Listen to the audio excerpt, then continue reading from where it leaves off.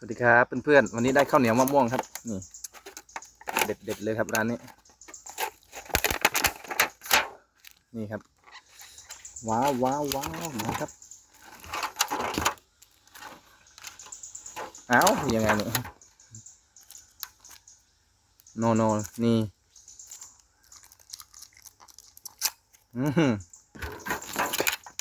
นี่เลย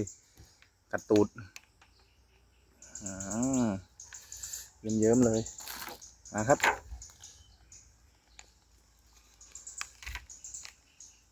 เยิ้มๆเลยมา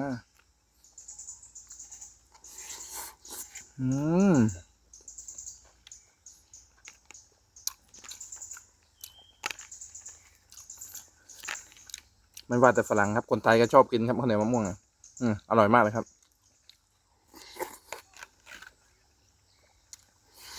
อืม